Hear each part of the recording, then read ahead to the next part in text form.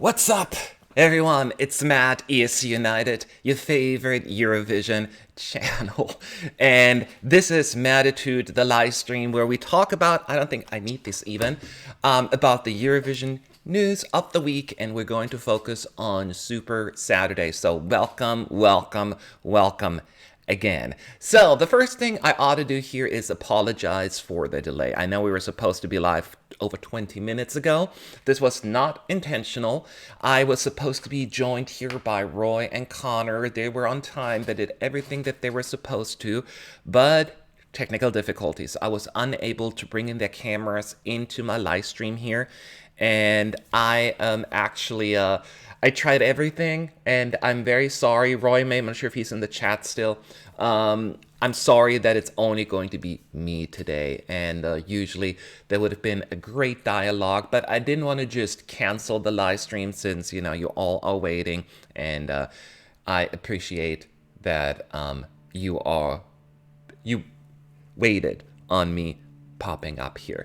So, I still have a lot to cover, so I better get started right away. So you only get my thoughts and my opinion on things today, but that is okay, right?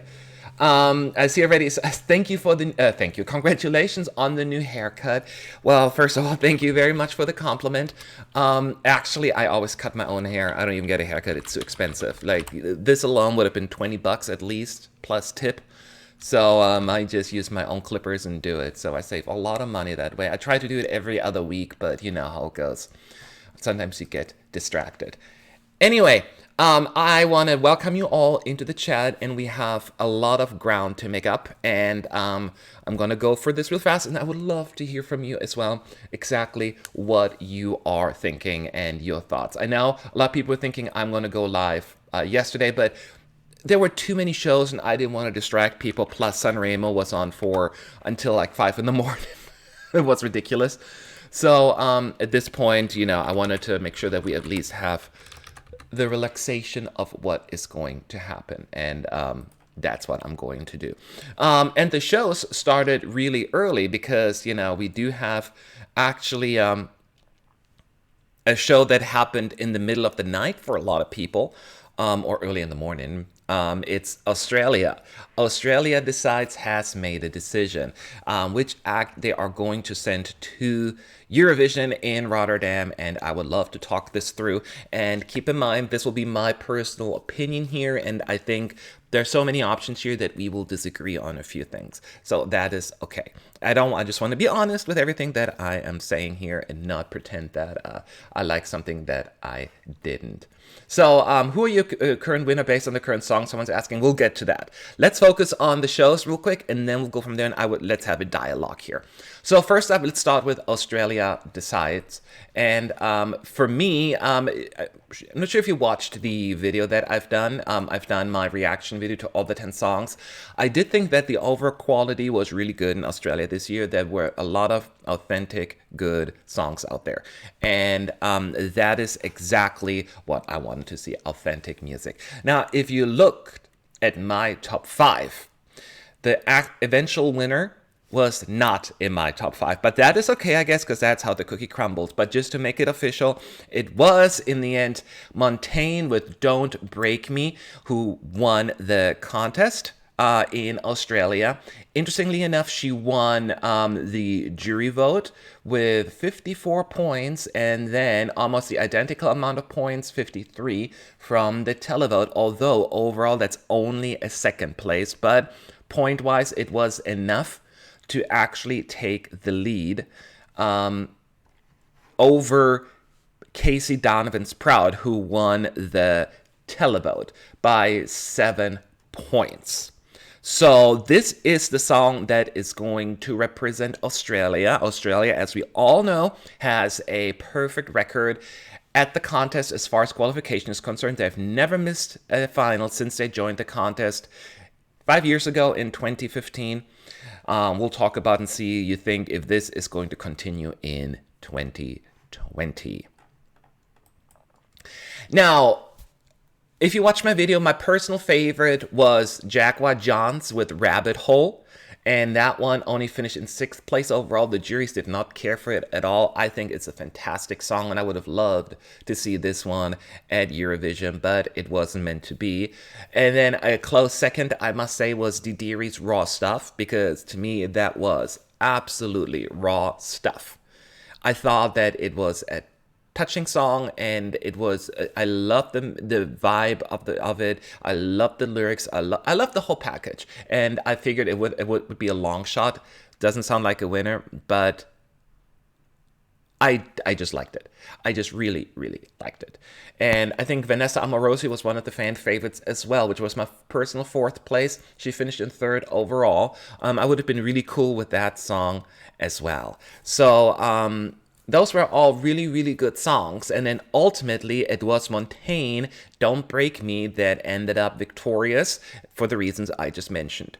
And of course, wish Australia always the best of luck. I never root against a song or a country. But I feel, as you think, as the way I'm setting this up here, that I'm not necessarily a fan of this song. It was not in my top 5, and if I did my ranking completely, it was actually further down. Personally, it was a fine song. I just never really connected with it melodically or the message and just the whole delivery. And then I watched the national final and I saw the staging and I was like, well, that's not going to win. And then it won. I don't understand, personally, the staging. I mean, I'm sure you can explain away what the message is behind it, but her dressing up as a clown and doing these really weird movements, maybe that's her style. I don't know Montaigne as an artist, but as someone that doesn't know her, really confused me. I really didn't get it. And it seemed completely not in sync with the song. And good thing is, of course, they can always change the staging now, and I'm pretty sure they are. I'm hoping more people criticize it. Maybe I'm in the minority, and I'm the only one not liking it, but I did not appreciate it. And her vocals were off. I mean, that was not a good live performance, and it was only one performance, and maybe she just had an off night. So I would love to hear from the people that are more familiar with her, letting me know if she actually has a little bit more of a consistent vocal situation there than what we saw yesterday. So I would love to hear from you, because it could really be just everything came tumbling down for me and it was just a big mess. But based on that performance and the song alone, it was not for me. And I'm saddened by it, because of course I want to root for Australia, but last year, Kate was one of my favorites early on, and I have the receipts to back that up. Watch my original reaction video. She was my number 1 from the very first moment I listened to that song, and one of the few people that was on her side until the very bitter end. This year, I'm afraid Australia will not be one I'm going to be crazy rooting for. There have been 6 songs released so far, if I'm not mistaken, and Australia is probably at the bottom of my list right now, which pains me, but someone has to, right? So to me, it was just not working out. And I get often accused of being too nice and too friendly about all the entries. And but when I don't like a song, I don't. I'm not going to pretend that I do. Aussie Rose is saying Paul Clark, head of delegation, said in an interview that they will be changing the staging for ESC. Aussie Rose, I'm very happy to hear that. And I want to be clear again, even though I'm not into the song, does not mean I'm rooting against it. It just comes down to personal taste. But I would love to hear from you exactly who your favorites were. I pointed out mine. Jaguar Johns would have been my number 1, and Didiri my close number 2. And then after the show, Vanessa Amorosi my 3rd. So, that is where I'm at. And Adam Teitman making a good point. All of Australia's issues are fixable. I wouldn't worry too much. I quite like the song. And that's what it comes down to. I never cared for the song from the get-go, so I'm biased. So in all of the mishaps that happened during the performance, probably just made it even less accessible for me. So, and of course, you just want to have an honest opinion from me and not just, pretend that I like something. Still wishing you the best of luck, and I would love to hear from you as well, what you're thinking at ESC United in the chat. I want to make sure that I see what you're saying. Oh, Skylights ESC saying those jury points to Jaguar Johns. I know, right? That just wasn't right. But that's how it goes sometimes. And I honestly haven't even looked at who was on the jury and how that was all combined, but I was just not happy with that. When I saw that, I mean, like, well, that's the end of it. So I was secretly hoping maybe the theory could pull it off, but that is not how it happened. I Valdrin is saying, I like the theory and Casey, but Montaigne's song is such good quality that juries will give it points regardless. See, and that's, again, comes down to it. I don't necessarily see the quality in it, but I can be in the minority. It was really nice because when it comes to Eurovision, if you look at the history of the contest, I tend to disagree with the masses, right? I tend to be more of a niche kind of guy, except for the last 2 years, I want to say, when my favorites all ended up at the top, which hardly ever happens. So that is hard. So maybe I'm going to be alone here on this one as well. Let's see here. Tom is saying, my favorite was Jaguar Johns, followed by Montaigne. So another Montaigne fan. It is very interesting. I was from Michigan. Someone... Oh, no, that wasn't for me. Sorry. Don is saying, Don't Break Me was my favorite song in this selection, and I thought the staging was a nice idea that needs to be executed better. I think it's the only song there with potential to do well. Again, I'm in the minority, but that is all right. Someone saying you're not alone, Matt. Thank you. And again, this is not about me pushing my opinion. I just don't want to, leave the wrong impression here. Either way, people seem to like it. It comes down to, in Australia, it seems to be very, very popular. Let's wait and see if this will translate into the more European taste. We have to wait and see. To me, it doesn't sound like a Eurovision-friendly song. So I'm a little concerned about that, but I could be wrong on that as well. But anyway, so we have this song from Australia, and I have nothing to add because I said, what is it? Do you think Australia will ever send Sia for Eurovision? Someone's saying, no, Sia.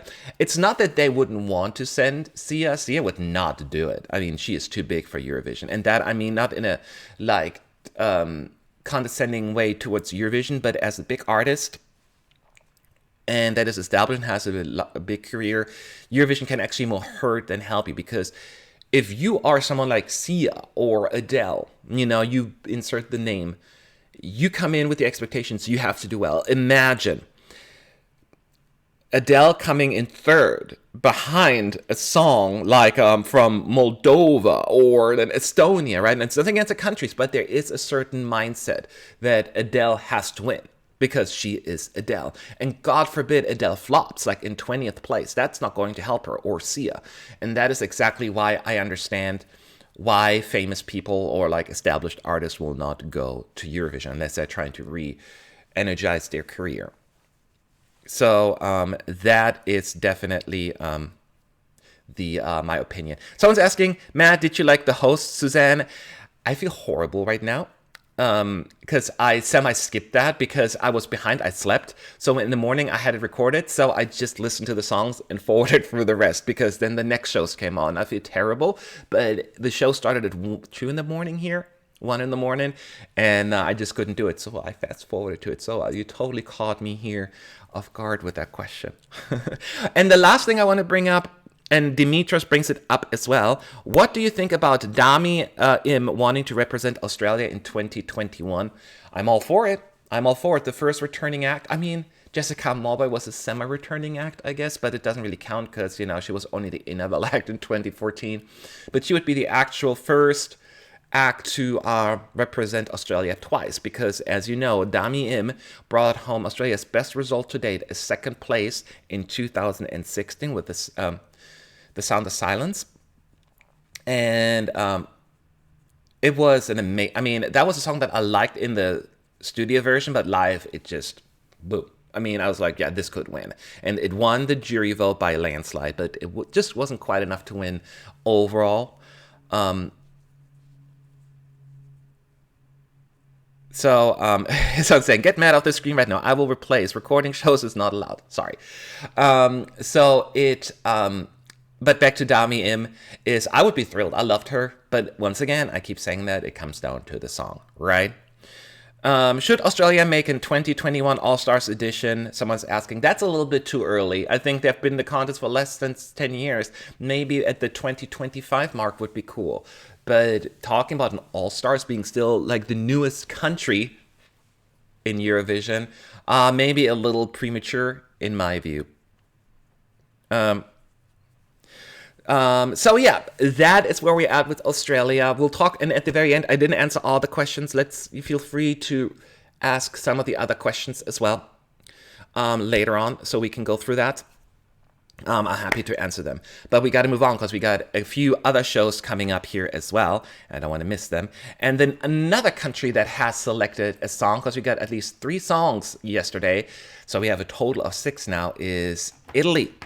Italy in Sanremo, the very, very, very long show that had 5 nights, I think, and then the final took even longer.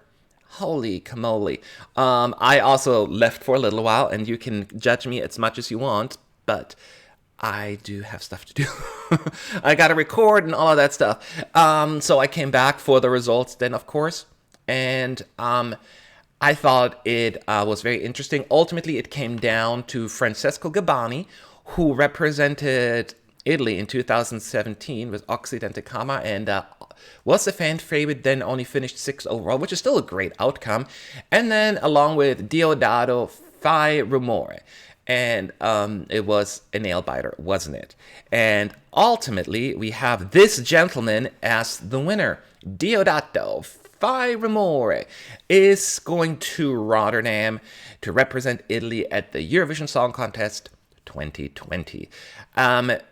We didn't know right away because, in Italy, Sanremo, you do have the ability to make a decision. Just because you win the contest, the festival, does not mean that you are actually going to represent the country.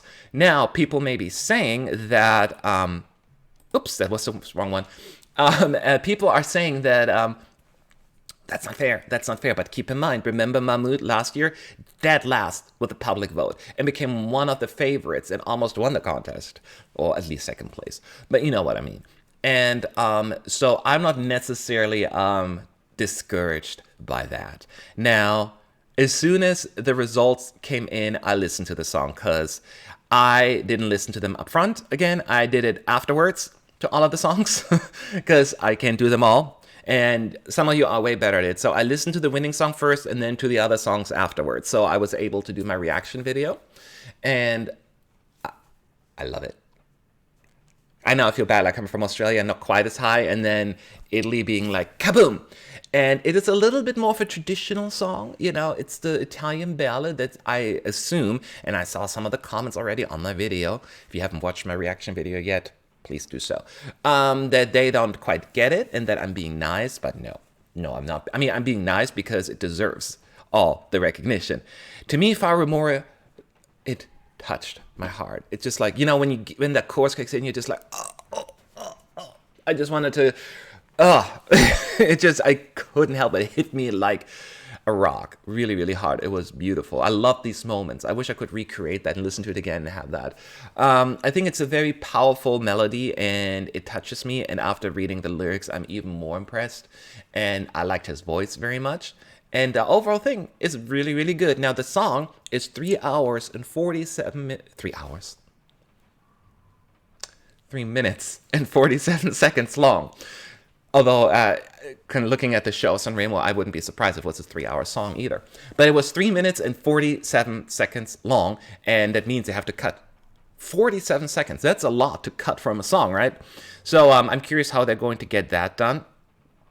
But I'm hopeful because when I listen to it, I'm not an editor or anything like that, right? A songwriter. But I can see some of the verses, maybe shorten them a little. You can shorten the instrumental part there a little. And there are definitely ways to get that done, but I'm curious how they're going to do it. And Lily Loves says it absolutely right. It's an Italian ballad, and you know what's up your alley, man. That is exactly up my alley. I'm at least consistent when it comes to that. So I just really, really a fan of the song. Now, I do know that a lot of people wanted to see Francesco Gabbani go. The song was really good as well. I'm not going to lie, vice versa. I genuinely enjoyed that one as well. And but I will say, as much as I would have loved to see Francesco back, just because I love him as an artist and as a person, he was super nice and approachable a few years ago at Eurovision. Deodato song to me was just a whole lot better based on my taste.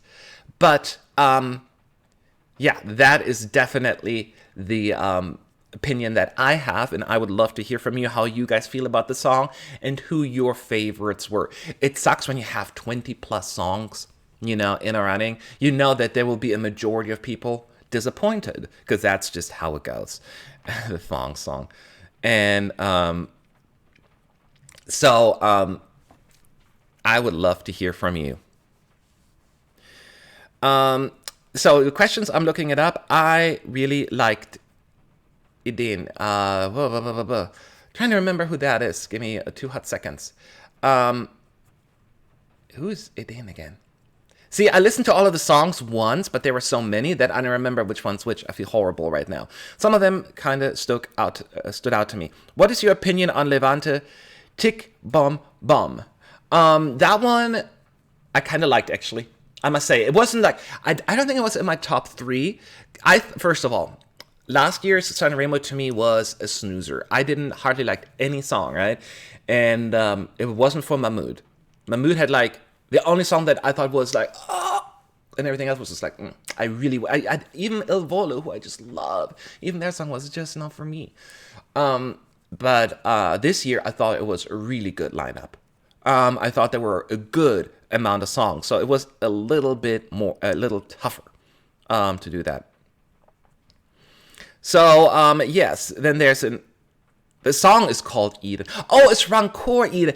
Oh yes, sorry, I thought it was the singer that was called Eden. It was Rancor. That one was pretty good too. I must say I enjoyed mostly the songs that were chosen as the top 3. I think those, and there was one other song that I wrote down that I really, really liked that I cannot find right now. I'll find it in a second. But I think there were 4 songs specifically standing out to me, and those were the top 3, and one other that I cannot find.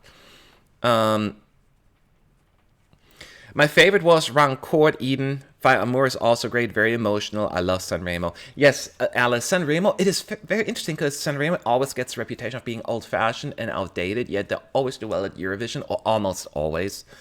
It's just something about the music that is genuine. And that is, the music that they write for Sanremo is not written with Eurovision in mind. Do you know what I mean? It's their music. They're focused on winning that festival because it's a completely standalone thing from the actual Eurovision Song Contest. And I think that can make a huge difference when you write music that is not focused on, okay, I need to have this beat, to have that sing, and then we need the hook, and then we need the drop, and then we need the key change. No, they're not trying to get those things in just to write the song that will do well at Eurovision. It comes from the heart. It is true to the artist. I think that is the winning recipe. And that is what I love about it. I think it just works really, really well. What is your thought on Rita Nien? That was the one, that was the other song I really, really liked. I want to say that could have been potentially my number 2, actually. Thank you for pointing that one out. I forgot the name. That was the one. So yeah, those were probably my favorites. But again, there were so many of them that it's hard to really just pinpoint to some. So I know that this was a tough show to watch for the reasons just mentioned. But I really, really love the winner, and that is what I keep pushing. I love Italy again, and I loved Italy every year since 2015. In 2015, Il Volo was my number 1, first of all. In 2016, I really liked them. It wasn't as high on my list, but I still enjoyed it, right? I would put it in the like, not love category. Francesco Gabbani in my top 3. Absolutely. Love that song. And then 2018, you watch my videos. You know how much I love 2018 and 2019 Mahmood. Again, my number 1. It's just, I don't know what Italy is doing. Always so high up in my ranking. And they will win at some point. we have to hope for the best. Olivia MacArthur is saying, I think when they trim down the song, Italy can repeat Albania 2018, more compact package with a more emotional and powerful punch. I bet it can only improve it. Olivia, I can see that as well. I think that is probably one of... I mean, there are two things why I think it gets a little bit of an impact. There's three things. Number one, of course, some people just don't like the song. And that is fair. That always happens. Number two, there were a lot of favorites that didn't win. So some people are... I saw some comments like, I like the song in 2 days, but I'm no longer mad. That kind of comes into play. Similar thing happened with Mahmood last year. And third, I think it is a long song. And I think if they bring it together effectively, that it has a little bit more of an impact, a little bit more of a punch. And I can see that. If they do it right, it makes me nervous in case they don't. But yeah. So I'm in an agreement with you on that. My cats are fighting in the background. Yes, they are. I heard them meow. I didn't realize they were still in the background. Hi, kitty cats. Yes, they love each other, but they always do that bitey thing. Playful. I don't know why they're doing it. Anyway. So that is Dustin, and that is Princess. I know, they're cute. They steal the show. They were downstairs sleeping, but they always like to sit next to me, so you know how it goes. Anyway, so this is what we have about Italy. And even, so one miss for me, one hit for me. And we got a third country that also has chosen their entry. And it is Latvia. Look at that lady. Her name is Samantha Tina. And she won Supernova. She is the Supernova National Final winner, and those who pay attention, Supernova had a bunch of songs in the running, I think 10, and Samantha Tina, if you watch the show in previous years, that Samantha Tina has been taking part almost every year. She's been close on many different occasions, never enough, and this year she did it. This time she was victorious. And I'm very, very, very happy for her. Because let's be real here. Her stage presence is just undeniable. Like, she has attitude. She just fills the stage. I love her facial expression. So I'm super excited about that. The name of the song is Still Breathing. And the staging was also a very interesting approach there. A lot of people love the backup singers, right? They add a whole little cool little flavor to the staging, and I can see why people like it. I do must say that okay, let's talk about this song here first, because you want to why am I clicking on the wrong link all the time? We're no longer on Italy. As far as this song is concerned, did you watch my reaction video? I did put Samantha Tina in first place for multiple reasons. I think it has a much more international accessibility to it than some of the rest of the lineup that they had. Still Breathing, it's all about Samantha.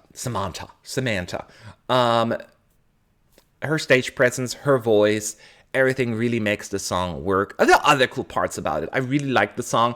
There's still things I hope they're going to fix. First of all, there are parts of the song where the techno beat comes in, the instrumental. Number one, it's like you get a big seizure out of it because it's like, okay, distracting. And I wish they would make that sound a little less 1993 and make it current. So maybe they do a little bit of a revamp there, because that is the biggest problem I have with that part. Because it's a really cool build up with the backup vocalist and her singing. And I love the fact that it is just not your average predictable song structure, right? She didn't follow the recipe that a lot of songs follow. And I kind of enjoy that.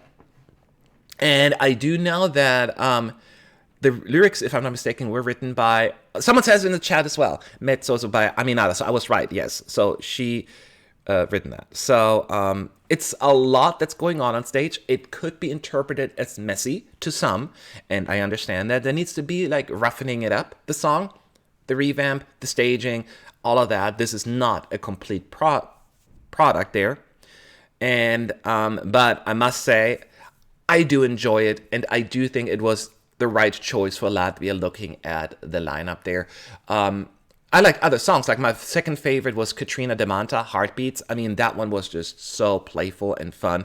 It's a little bit, she's a lady that also was part of Cake to Bake, and the song itself is not as silly, but it's still on the silly side and more the acoustic, and that's just her kind of music, and it makes sense. I totally fell for it. I thought it was super sweet. And interestingly enough, she won the televote. Katrina won the televote. And with 34, almost 35% of the vote, while Samantha got 30.63. So she was a little behind, but Samantha Tina got an overwhelming internet vote support. So there's a difference. There's no juries. It's only internet and televote. So the internet overruled the televote. Both songs to me were the best of the night. I completely agree with that. I was also a big fan, actually, of Bad Habits, Sail With You. That became my number 3. It only finished in 5th overall, but I thought it was a good song. Probably not for Eurovision, but I do like it. I do like it. It has really like a really sailor sound to it. It felt quite authentic to me as well. But yeah, I get it why it didn't win. But those were my top 3 for sure. So I am happy. I would love to hear from you. How do you like Latvia? At ESC United in the chat. Make sure you post there so I can see what you are saying. I see some of the comments here. Did you listen to the song of Netta? No, I haven't listened to the Netta song yet, but I can answer the question in more detail later. I don't think that there will be any revamp. It sounded the same as in the auditions, while everyone else had a demo in the auditions and a finalized version in the finals. Lily Luz, okay. Then I would be disappointed if that is the case. Then I would be disappointed. I think that would be a missed opportunity in my view, because it does seem a little noisy the way it is right now. It seems a little outdated, that sound, and I think that would hurt its chances. So if someone from Latvia is watching, please consider changing that. But the song, I think it was the best choice, and I enjoyed it tremendously. Collins Omo Sophie was saying, I think this will do a Triana Park. Triana Park was the Latvian act from 2017 that came last in the semifinals, which had a big amount of fans. I'm going to be honest here, Triana Park was actually my least favorite song in 2017, so I was not that surprised to see it this low. And I didn't like that one at all. But this one I like. That doesn't mean because I like it's going to do better, but I hope you're wrong. I hope I'm right. I think that out of all the choices that are available, though, this was the best for success at Eurovision. At least that would be my view. What did you think about Anna, Marufan is saying? Marufan, I assume that you're asking because you love the song. It's my least favorite in the running, probably. I couldn't. It was, she hardly sings. She was like, I got my t-shirt and it's exactly the kind of music that rubs me the wrong way. And I know it was very popular. It's a niche song, but it was not for me. So that was number 3 right? Yeah, it finished in 3rd place. It's probably more of a polarizing song, but I'm like, nope. Not for me. And let's see, what other questions do we have? ESC Laura is saying, I don't know what to think about Latvia. It seems messy at times, but it's still enjoyable. That's exactly what it is. It seems a little bit disorganized, certain parts, but it's memorable and it has really cool parts to it. So I'm curious to see how it's going to fare. I still hope they're going to do a revamp and fix some of the noisy stuff. And they may come last, they may flop big time, but at least this is their best shot, in my view, of doing better. Let's take a look here if you have any other questions. Nope, I don't think so. Just also keep in mind, if I see it, there's always a 20-second delay, from when you hear what I'm saying until when I read your messages. So those are the 3 songs that have been chosen. I approve of 2. I think that is it's a fair number to me. 2/3, I wish would always go that way. So I'm happy. 2 of my favorites won, and then in Australia it didn't, but that's just how the cookie crumbles. And now we have obviously 4 songs that have been chosen, and I'm sure a lot of people will ask which one my favorite is. So let's take a look at the 4 that have been chosen. Australia, Montaigne, Don't Break Me. Then there is Czech Republic, Benny Cristo, Kemama. There is Arilena Ara, Shy. Samantha Tina, Still Breathing. Diodado, Fai Rumore, and Spain, Blas Canto Universo. So these are the 6 songs chosen so far. Now, looking at that list, I can honestly say I genuinely enjoy 4 of them. One is okay to me, and one is just not my cup of tea. So let's go through them. I think you kind of have an idea. So my favorite would probably be Italy at this point. Had the most impact on me, and I just enjoy the pieces out of it. So it's just my favorite so far. Then it's a close race between Spain and Albania in second place. I will put Spain in second, actually, and I think I'm in the minority here, but for some reason, I tend to go back to Spain more than to Albania when I listen to the songs. I don't know why, but Albania is a little bit more emotional. I'm waiting for the revamp to come out to make a final decision on that as well. But as of right now, and then even though I put Latvia only in 4th place, I still enjoy it. I still think it's a fun song, but I maybe need more time to listen to them. And the 5th place for me would be Czech Republic, Benny Cristo, Kemama. It's enjoyable enough. I don't think it's like going to be in my top 10 anywhere at the very end of the day. But I give it kudos for being a little different. We get a different style at Eurovision. I could see this one going really high with the juries. It could do a friend of a friend like Malawi last year, where it's really doing well with the juries and not with the televoters. So I could see a similar outcome here. And then Australia currently my last place, unfortunately. That's the ranking I have for right now. So I can answer more questions at the very end as well about the ranking. But let's move on because I don't have that much time. We have more shows to cover. Even though we had these 3 major shows, we had a bunch of semifinals as well. One of them, Sweden, semifinal 2 of Melodifestivalen. We have these 7 wonderful songs that took part, and 2 of them moved on to the second chance round, while 2 more went to the grand final, and then 3 have been eliminated. So I want to go through them real quick from like the most successful to the least successful entries. And then I would love to hear from you as well. And we'll go for the other ones as well. That's the national finals, don't worry. But as you can see here on the picture, the first qualifier of the night was Anna Bergendahl with Kingdom Come. She collapsed on stage when her name was announced. And I'm gonna say, after listening to all the 7 songs, this one to me was the most obvious and clear qualifier. It sounds, first of all, very Swedish, and I feel like this song belongs in Mamma Mia the musical.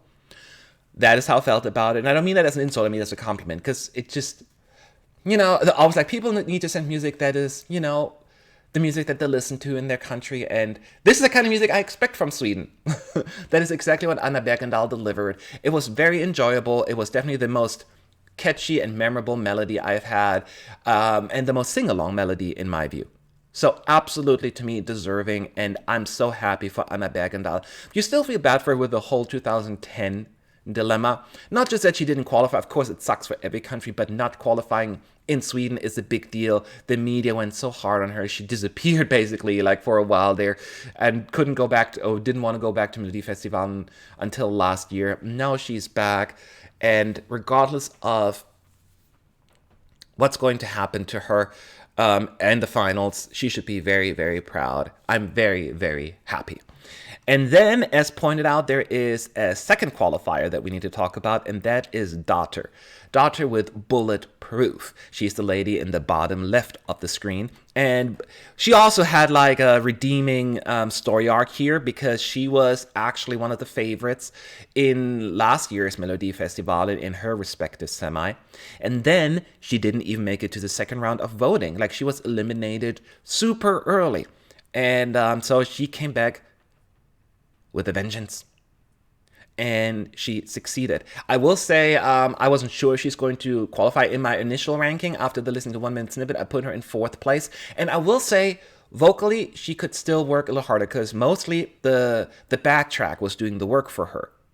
A lot of people have an issue with her diction, like a pronunciation. I'm not quite as worried about it, even though it's sometimes like, what? Oh, okay. But she needs to work on her vocals, and because you cannot have the backup. I hate it when the backtrack is doing most of the work for you.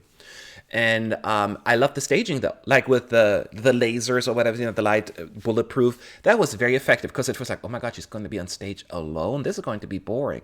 But no, it absolutely worked, and I can see why this one did so well.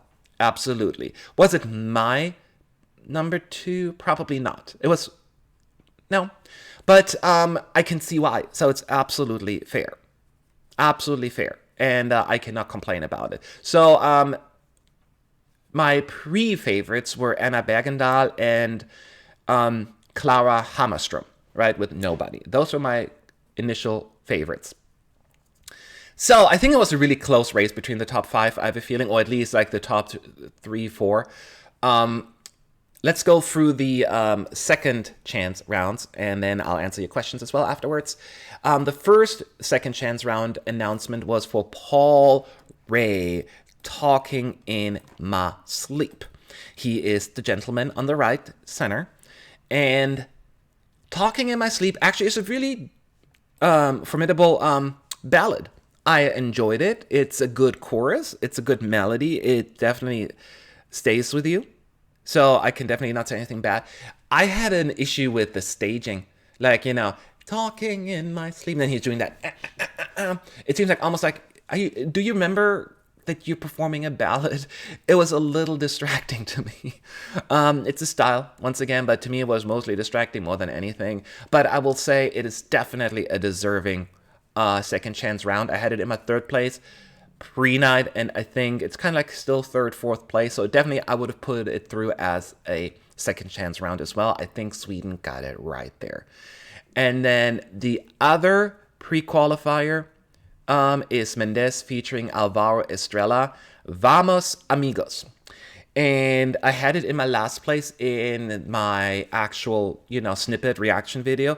After last night's performance, still my last place.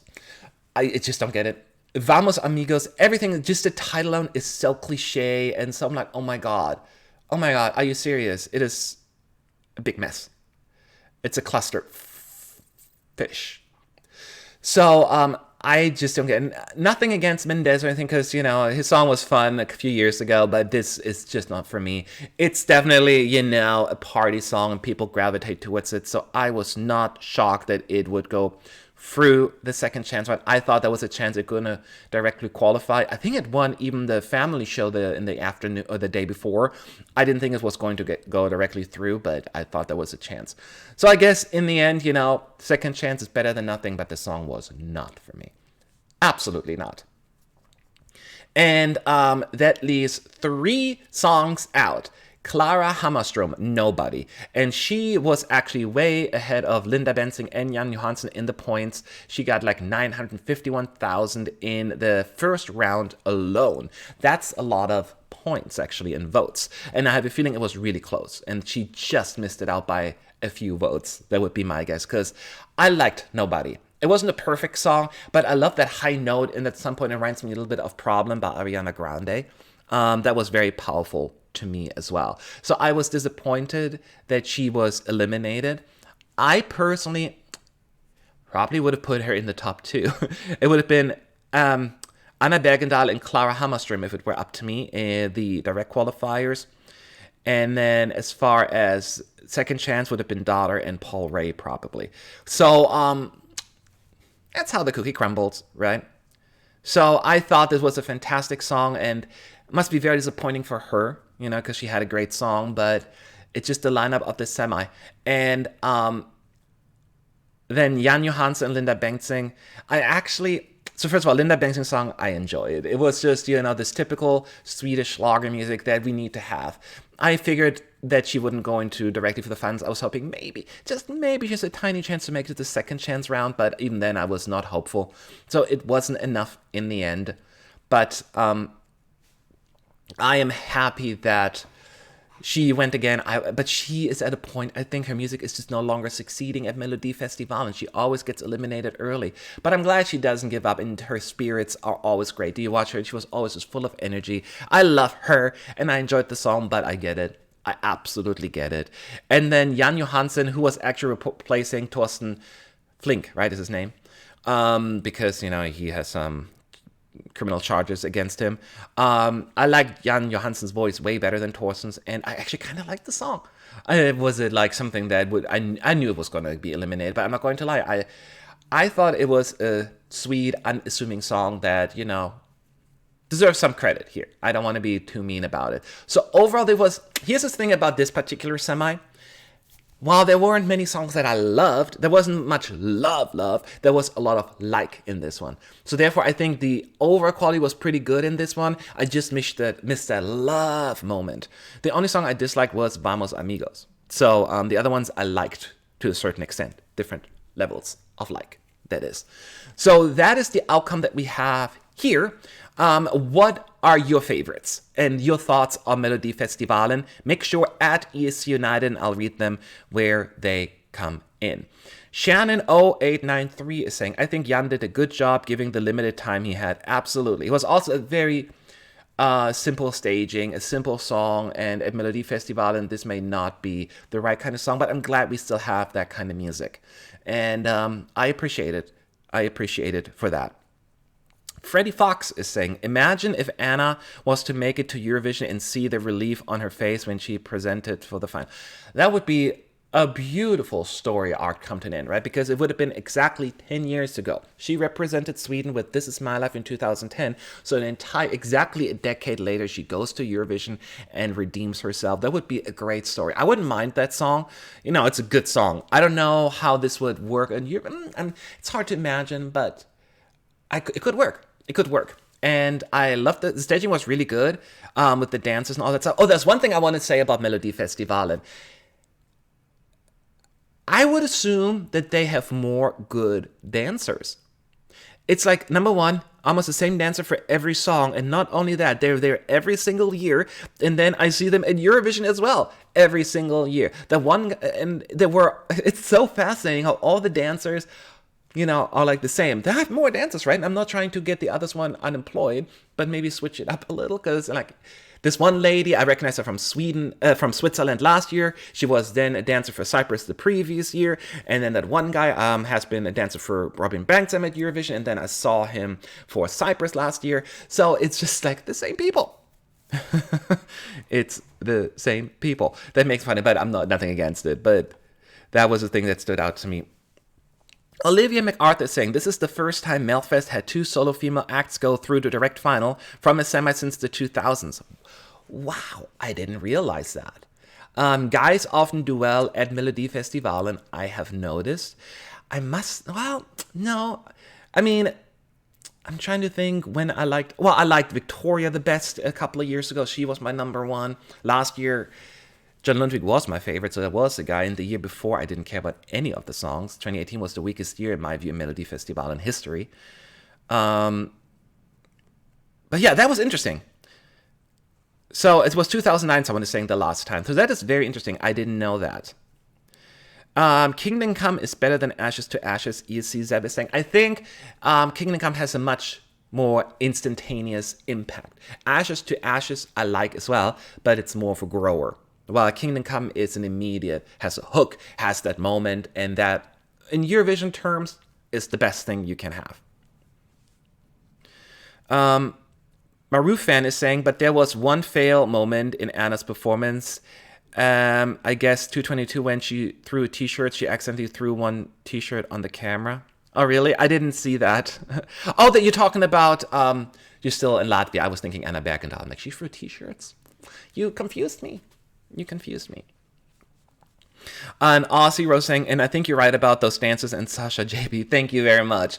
And it's really, I'm not trying to pick on them because they just want to do, work. And they're fantastic dancers. It's just like when you watch these shows, you see like the same dancers and it's kind of like, oh, it's him again. Especially when they have the same dancers doing like 3 performances in one night. But hey, that is just me. So this is the second semifinal. So the 4 direct finalists so far are Robin Bengtsson with Take a Chance, The Mamas Move, Daughter Bulletproof, Anna Bergendahl, Kingdom Come. And then we have Malo Prix with Ballerina in the second chance round, along with Felix Sandman, Boys with Emotions, now joined by Mendez and Alvaro, Vamos Amigos, and Paul Ray, Talking in My Sleep. We don't know the duels yet, so we have to wait and see how that's going to turn out. Next week, we got some bigger names in the running as well. See who's going to make it. The biggest names, Mariette returning with Shouted Out. She always qualifies directly for the finals. Let's see if she can continue that trend. So she's probably the one to look out for. Albin Jonsson hasn't been, is returning as well. And then Mohambi, also a direct qualifier from last year. And his famous song Bumpy Ride from many years ago. But there are other names in there as well. So it's going to be another action-packed semifinal. And I am super excited about what's going to happen there. So let's wait for that. Last question I'm going to answer about Melodifestivalen. Dotta needs to make the timing better with the lasers, don't you think? Yeah, there was a few moments where she maybe slightly missed it there, but this is all fixable.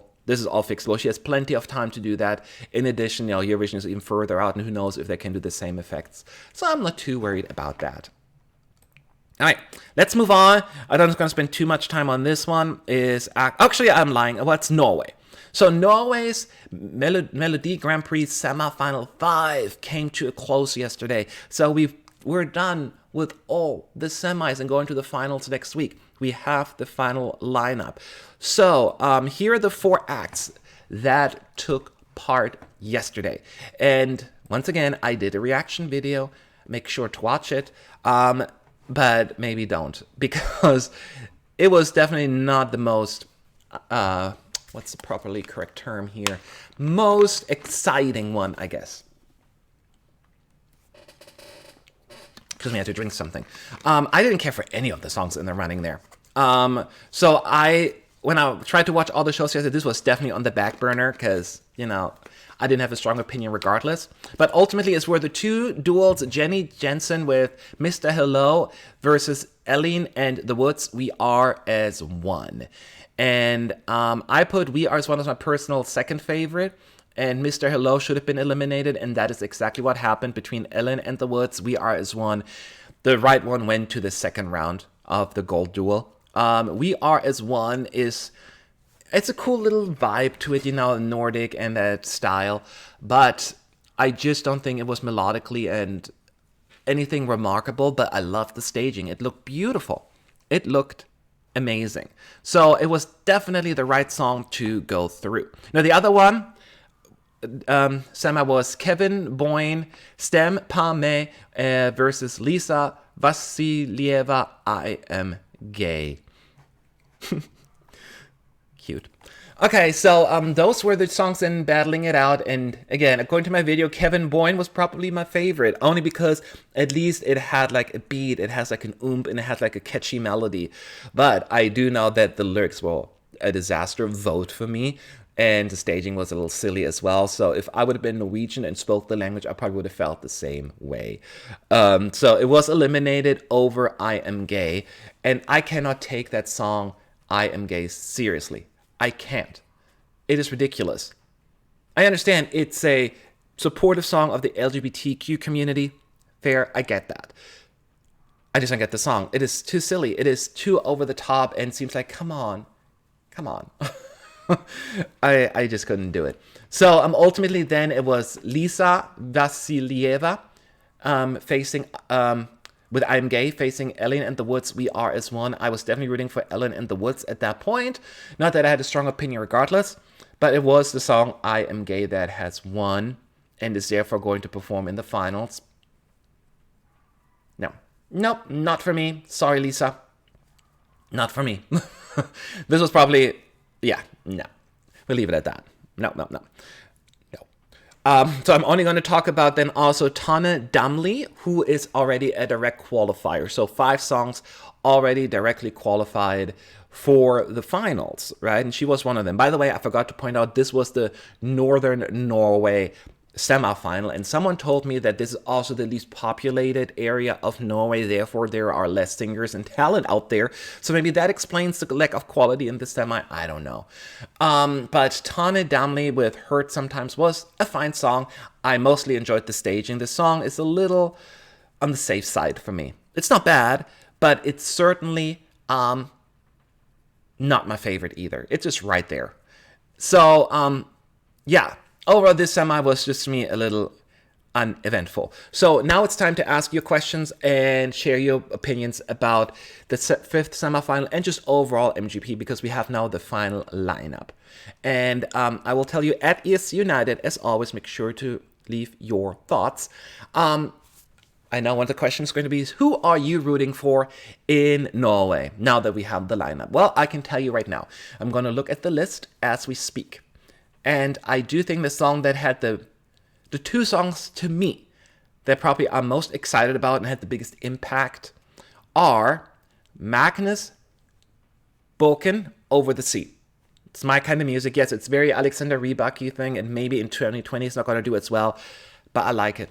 I really, really like that song. And it just spoke to me a lot. It spoke, not like Miller, but it just made me happy. It gave me something that I was excited about, and it was very uplifting. And I really, really enjoyed that.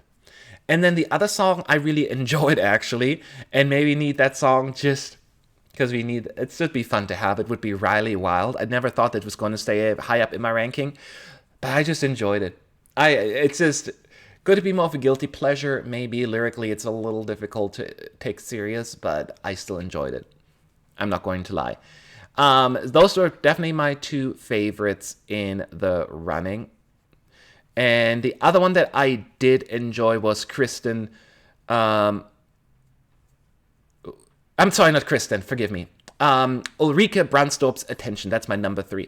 It still reminds me a lot of Never Give Up on You, UK 2017. So it's almost too overproduced. Like it's trying to tick all the boxes for what a ballad needs to have, and therefore it loses a little bit of excitement for me, but it's still a good song.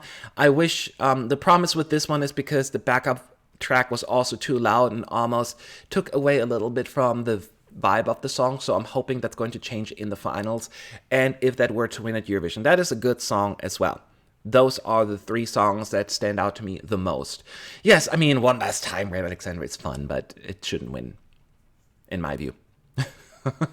So that is my opinion. So now I'm going to look at some of your questions. Did Magnus make you a bit gay, Matt? I did, whatever that means. We'll go with that. The name of the song that won MGP semifinal is so crazy, Marufin. Yes, I know, right? It is, and then it's just hard to take serious. It's like a combat song. I'm hungry. A song. It's just not really for me. Easy Laura saying I'm rooting for Ulrike, Magnus, or Rayleigh too. Great taste, Laura. Great taste. Yes, those are definitely the 3 that stand out to me. What I don't like about this MGP is that 5 songs got a pre-qualified spot compared to the rest of them. They had to fight. Either do them all or don't any of them. Like, why do they get a free ride? Okay, so that is what I feel. Diego saying, don't agree with the overproduced. The song is just fine. Ulrike is the soul of the song. Ulrike is the soul of the song. That I agree with. The arrangement to me seems a little bit formulated, I guess. That is the way I can describe it. Lila Grauder saying, what about One Last Time? One Last Time is a fun song that I'm so glad that it's in the final, and I hope it's going to do well. I don't think it's going to be the right song for Eurovision, though. That's all I'm saying. Ulrike could do really well in Eurovision. I think it's the best choice. Rally is too basic.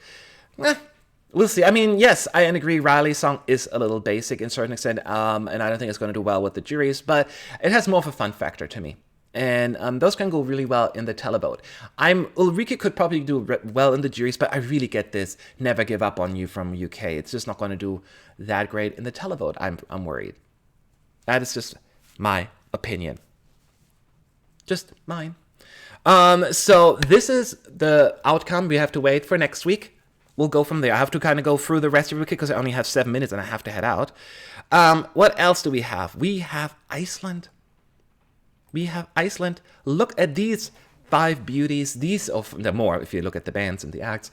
They had the first semifinal in Iceland where 5 of these 5 acts, 2 moved on to the finals. And I also did a reaction video because that's just how I roll. And my wishes come true.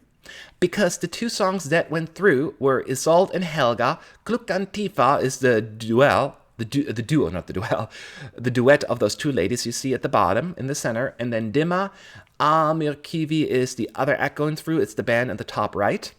Those are the two acts going through and performing again in the finals. Absolutely the most deserving songs. I really don't have much to say. The three non-qualifier songs really left zero impact on me. I don't even know, like I watched them, then they were gone. I know that one of them, I think it was Elisabeth, her song was quite popular with the fans. I don't share the excitement there. So I don't think that I think that the outcome here in semifinal 1 was the right one. Do I think that any of these two songs will win? No. I do think that the semifinal has the two strongest songs in the running, and the winner will come from the second semifinal. This is just more of a filler to me, I think, the semifinal one. But I do think that the best songs come from the second semifinal.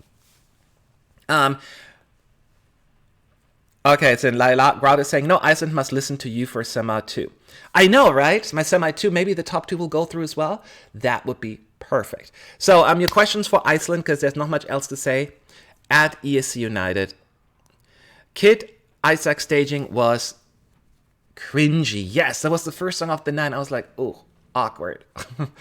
It was a little awkward. I would agree with that. I mean, I wish him the best of luck. Maybe he'll come back with a different / better song, but that was not really good. Jealousship is saying Brianna should go through, or should have gone through in this case. She was the third song of the night. It's not that I disliked it. It just went past me, and I think that's what happened. It went past a lot of people. It just didn't leave any kind of, where was that memorable moment? Where was that special something? And that is what I was missing there. Semi 2 has Dadi and Eva, and one of them winning.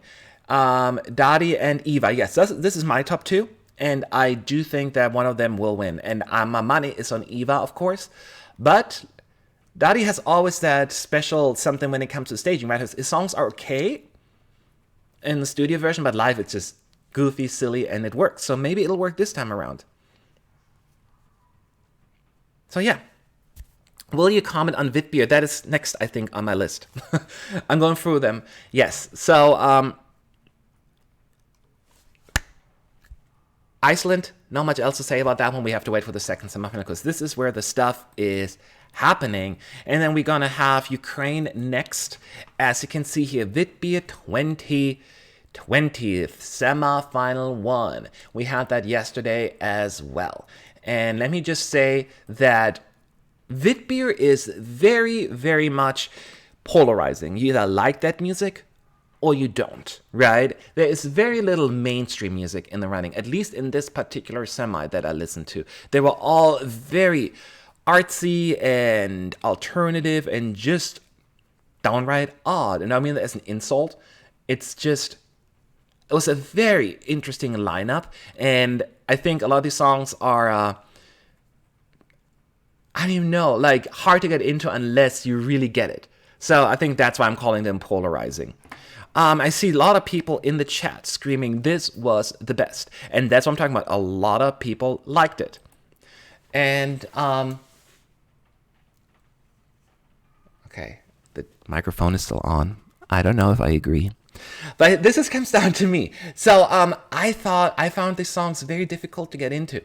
I will say the 3 songs that qualified deserve to qualify. It's a song Vegan, 99, and Solove, right? Those were definitely the strongest songs to me by far. I didn't care for any of the songs that didn't qualify. Isaac went past me. Jerry Halsing's Vegan is a fun comic relief kind of song, right? It's silly, like sing about vegan and the outfits, and it's odd. It's probably actually the most accessible for the mainstream because it's catchy, but it is very gimmicky for sure. So I understand why it went through. It was definitely odd. I don't think it's going to win, but I get it because I just really didn't like it's not for me, but I get it. I would have put it through as well, probably. And then my personal favorite was Solove. Absolutely. Hands down. Head and shoulders above the rest to me. I thought it was a good song, and I like the vibe. I like the singer. This is almost feels classy, but it has character, and it's just something you wouldn't hear anywhere else. So Solveig to me is the one that is I'm rooting for right now. It is really, really good. Really, really good. And then 99 was very interesting. I appreciate for what it is. I didn't get into it a whole lot the first listen, but it could be a grower. I love the instrumentation about this one and the atmosphere, right? I love when a song creates the mood, and that song does that. So therefore, I think those were the right songs to go through. And Nikolai, thank you so much for your super chat. Happy Eurovision season. Same to you. And we have just begun. The next few weeks going to be hell, but that's why we do it. So, I've seen a lot of people in the chat saying vegan just it irritates a lot of people as well. So it's not just me. So yeah, it irritated me. But I must say again, over the rest, at least it was memorable. And then I see a lot of people also shouting Solveig for the win, which makes me happy. I'm looking at the results because 99 won the jury and the televote. So a clear winner. And by a significant margin, even in the televote, it makes me think that is now the one to beat, right? So Solveig may struggle. But to me, it was absolutely the winner. And even though I wasn't crazy about this semi, I am crazy about Solveig. And that's what it comes down to it. I've not listened to the second semifinal yet, so I cannot comment on that. I'm trying to do that before, but you know how it goes. But if Solveig were to win in Ukraine, I can see that one being pretty high up in my ranking, depending on the competition, right? Any questions about Ukraine? Post them now real fast at ESC United. Solveig was weak vocally. I don't think it was that weak. No. I mean, it sounded good to me. I only listened to it once. And I need to pay more close attention, but it sounded to me. Solveig reminds me of Poland last year, Jay saying, yes, but it's less shouty, and I think melodically a little bit more grabbing. That was the issue with Poland. Poland I ended up liking, but it took me until the London Eurovision party. No, actually, Eurovision concert in Amsterdam when they performed live. That is when they won me over. So this one I find has more of an instant impact to me. So that is how I feel about Ukraine. And it's kind of interesting. Yes, and I like the craziness of Vitbia for sure. So, and then the last thing I'm going to talk about then is Malta. Malta has chosen Destiny, and we're done talking about it because here's the thing. I'm being silly here right now. We all knew it. This X Factor, by the time we knew that Destiny was going to take in, we knew that she was going to win. Number one, she is deserving the winner. She is an insanely talented person. And when you have a small nation like Malta having such a big talent, you got to send her. She previously represented Malta at Junior Eurovision a few years back with Not My Soul and won. And her voice is just so grand and so big. And it's amazing. It is amazing. She's absolutely the deserving winner. And I know that the producers wanted her to go to Eurovision for Malta. And they got their wish. That's why none of this comes as a surprise. So the singer herself is a perfect choice, in my view. And once again, it comes down to the song. They're going to most likely choose the song internally, so just like they did with Chameleon last year. Hopefully, they find the right song. And when I say something down the line of Not My Soul, I'm not saying make a copycat, but find the song that really highlights her voice and makes it the focus. Chameleon would be a terrible song for Destiny, right? I mean, she was a backup singer, which was fine, but that would not be the right song for her. She needs to have more like something like almost like what the Mama sent to Melodifestivalen, something like that. Her voice is just so grand. It almost feels like R&B-ish. It's just so good. So I really want something like that for her. And but I think Malta made the right decision singer-wise. Let's wait for the song. Because who knows what's going to happen. But I think the groundwork is there for me. The groundwork is there. And I would love to hear from you. Am I the only one? At ESC United in the chat. Lily Loves is saying Malta needs to give her a good song and we will have no choice but to stand. Ain't that true? This could be the moment. Again, I don't want her to repeat Not My Soul, but you know what kind of singer she is. So go with the right song. That's all I'm asking for. And no review from Lithuania anytime soon. Renata, I did not have the time to listen to the Lithuanian songs yet. I will do that probably tonight. So that's the only one I didn't get to. I've been working hard. So I feel like since I'm so far behind on Lithuania that I will just review the finals. I have to see, but unfortunately I do not have an update on Lithuania. So I only have a couple of minutes because I have to... in case you follow me on Twitter, you know that I'm part of a political campaign. I have to go out in a little bit. Any questions about any of the national finals at ESC United? Now is your chance. And I'll answer them. I will answer them. I expect, Jellyship is saying, I expect a basic ballad actually, but Malta also surprised us last year with Chameleon. Jellyship, I expect a power ballad, not a basic ballad. Or as I pointed out, something more R&B gospel-y for her as well. Could absolutely work. So yeah, that's my hope. Out of the songs we heard so far, selected or not yet, have you heard potential winner for ESC? It is always so hard to say that because the winner always comes down to the competition, right? I don't know if any of the selected songs so far is a winner. But I haven't listened to all the national finals either yet, so I'm still a little bit behind. Maybe. There's a maybe in there. But I don't...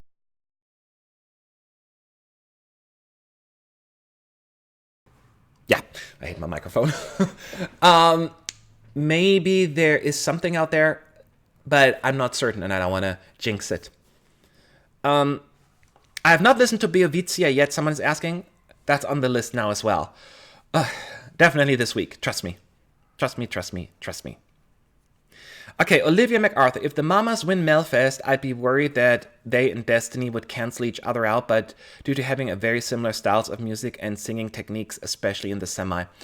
Yeah, but keep in mind, there are songs that have similar styles. There are tons of different pop, dancey songs. They don't cancel each other out either. Do you know what I mean? We always just think of it that way because we think there's only one space for one R&B song, but you know, you can have 500 pop songs. I wouldn't worry about it too much. I understand your fear. I'm always kind of fall into that as well, but I like to think that people are a little bit more smart about this. I missed the beginning. Do you believe that 5 or more will go to ESC or will they pick someone else? Ilo, you missed the beginning. It'll go to Eurovision. I don't think it. He has already confirmed it. So Italy, Diodati is going to Eurovision. So yay. Happy. I assume you're happy unless you were rooting for someone else. You know we get information about the German selection tomorrow, Tim? Yes, I do. And I am super worried about it because the fact that they waited so long makes me think that they have something very disappointing in store. As a German, I'm allowed to be very negative. But yeah, so I don't know what's going to happen, but I am aware and I'll report on it, trust me. You and both and Alicia are driving me mad with your busy schedule because of politics. Just kidding. Sorry, it's very important stuff here. You know that. It's very important. Did you hear the song from Serbia yet? Diogo is asking. No, I have not. I will do that tonight. So, oh, not tonight, tomorrow. Sorry, because I'm busy tonight. Did you hear the boos from the public during the announcement of the votes? For what show? Forgive me. I haven't heard any boos because I kind of went fast through the results in most cases. Any favorite songs from UMK yet, Ryan Mapper? UMK is on my list as well this week. So I haven't listened to them yet. Do you react to Biovizia? I answered that already. Yes, I will. I will do my best. The only one I fell behind is Lithuania. But if I don't do them before, I'll always do them after. Trust me.